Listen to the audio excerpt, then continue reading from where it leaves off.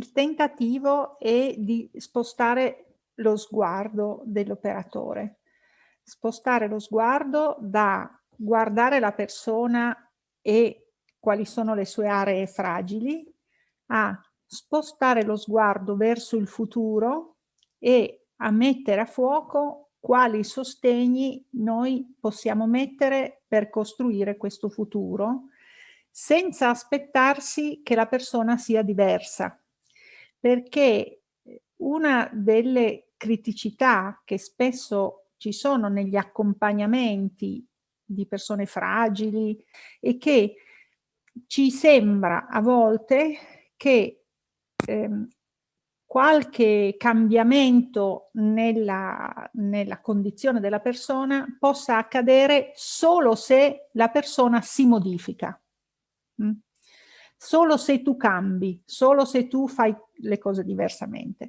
Allora questo dal punto di vista operativo è un punto morto, è un binario che non porta da molte parti. Perché? Perché se tu avessi le risorse per cambiare, saresti già cambiato. Se tu avessi l'energia per fare diverso, faresti già diverso probabilmente. Quindi che cosa possiamo fare?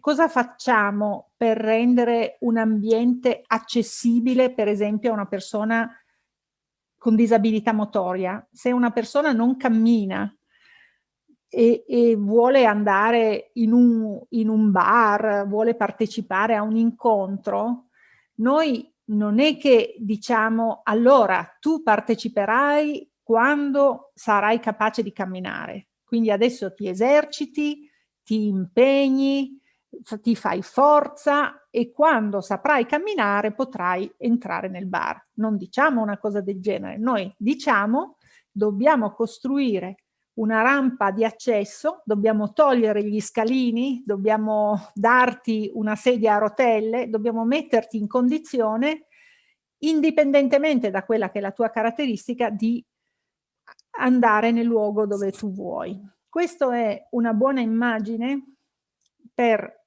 trasferire anche ad altre caratteristiche della persona.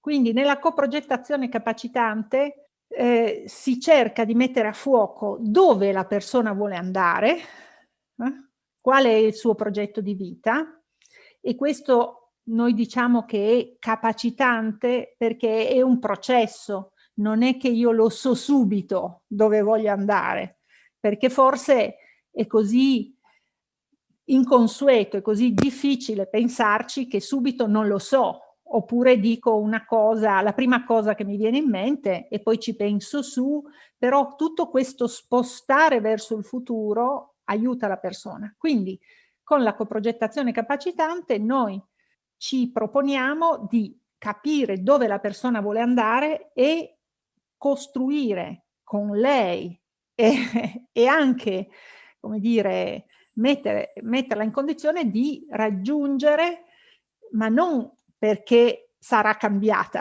ma perché noi modifichiamo l'ambiente, creiamo quelle rampe che magari sono immateriali, ma sono degli ostacoli a che la persona possa costruirsi un progetto di vita.